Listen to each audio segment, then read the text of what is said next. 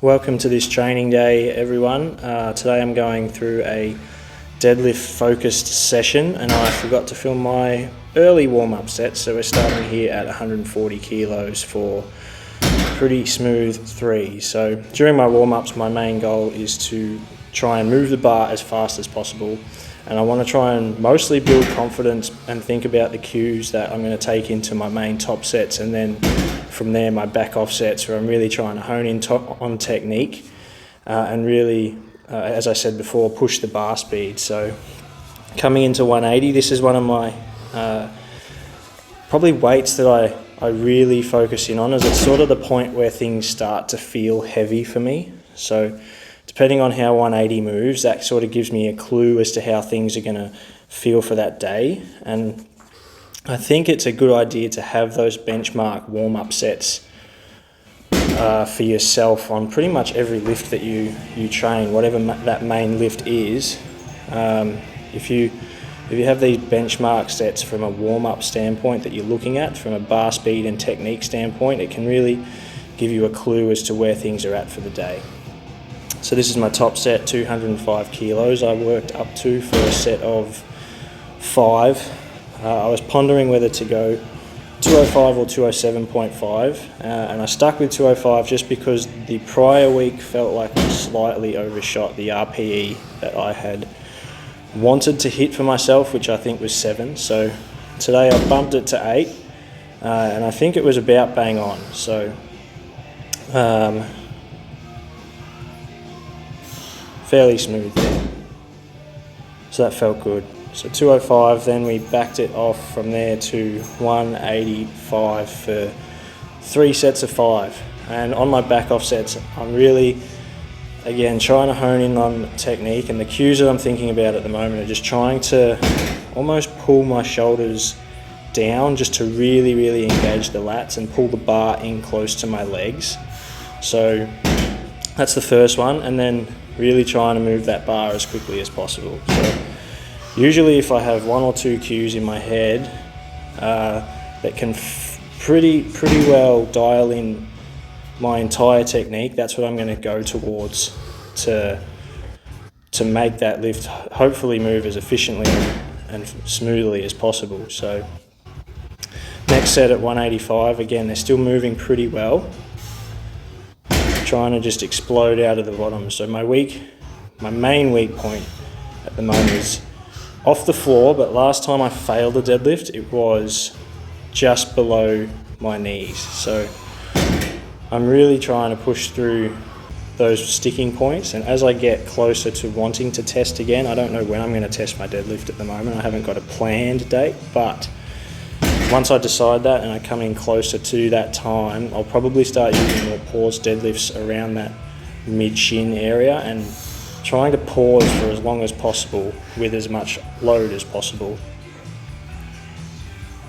I was also contemplating, so during a volume phase at the moment, I'm sort of in that early strength phase, having just come off a volume phase, or a quote-unquote hypertrophy phase. But during that hypertrophy phase, I was contemplating using paused deadlifts more, but I don't really want to do them for high reps. I'd rather keep them really as heavy as possible for sort of that 2 to 5 rep range, and really try and be as specific on my weaknesses as I can with that, whereas leave the hypertrophy phase to try and grow relevant muscle groups. And I mean, you could argue that paused deadlifts could do that as well, but that's just what I haven't chosen to do. So anyway, moved on to some safety bar paused box squats, or squat to box. I can make a video as to why I call it a squat to box at another time, but the main difference being with a box squat, you're sort of going to see people rock back and unload, I guess unload the hips they call it, whereas I'm not trying to rock back, I'm just trying to pause and then stand back up again.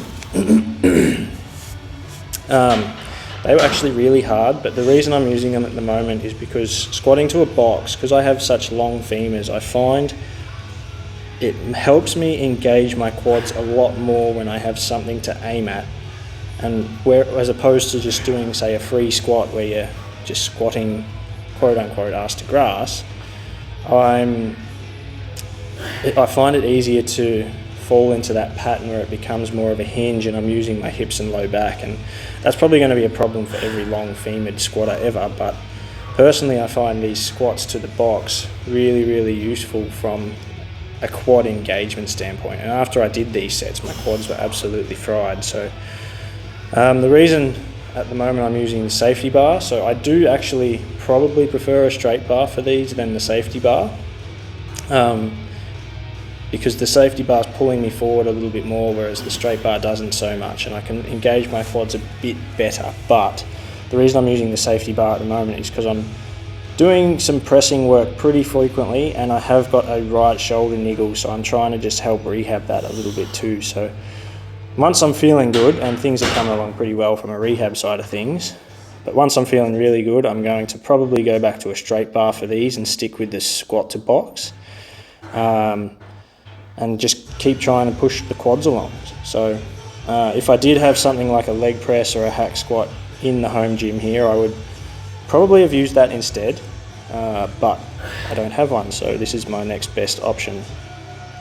But I have used in the past like a fit ball or a Swiss ball wall squat with a dumbbell in a goblet position, and that's a pretty cool way to mimic like a hack squat movement. But again, it's a little bit different from I suppose a stability standpoint, but another awesome way to attack the quads. And I was doing that for a little while, and now I've moved into more of a specific squat pattern because I'm still trying to strengthen the squat, and I like this as well from a deadlift assistance movement, because I find that in the past, if my squat is going well, my deadlift is probably going to be going pretty well too. And I've even done cycles where I've just squatted and done no specific deadlift training other than a few RDLs and maybe some single legs sort of Romanian deadlifts as well.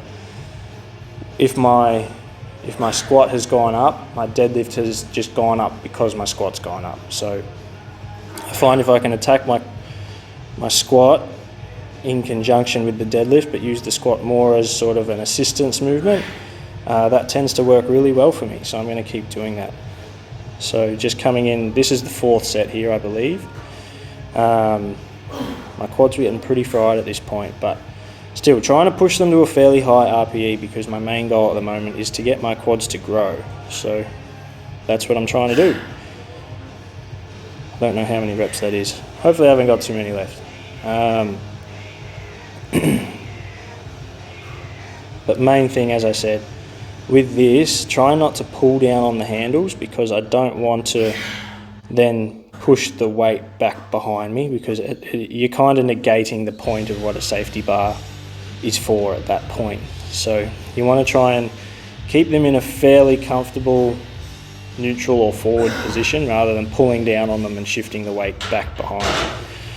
Okay, so that's safety bar squat to box. Next up, I had bent over barbell rows, and I do tend to use a little bit of body English on these, which I don't mind too much. My main thing for these is trying to get a big stretch through my lats at the bottom and reach down as much as I can. And I'm not doing pen lay rows because I want to keep that work on my low back and hips as well. So I rolled through 3 sets of bent over rows, and then I came into back extensions with 60 kilos. And these I felt a lot in my hamstrings, but I'm trying to just extend through that low back at the top as much as I can. And these get hard really quickly, and you'll see on my last rep that it doesn't look like a grinder, but my hamstrings were on fire. But I really do love these, and I'm going to stick with them for a while. I want to try and get them to the point where I can load up closer to 80, 100 kilos. So that's 60 kilos at the moment for a set of 12, and I did 3 sets of that and then finished off with some ab work here.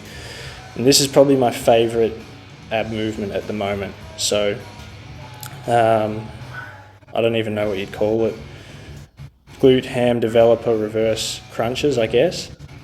But anyway, I think I got 17 on my first set here, and then after that I knocked off 12 and then 11. So 3 sets of abs at the end there. and really trying to, again, grow the abs and hopefully get them a bit stronger to help, again, with that deadlift positioning. So finishing off that, and then that was the session for today.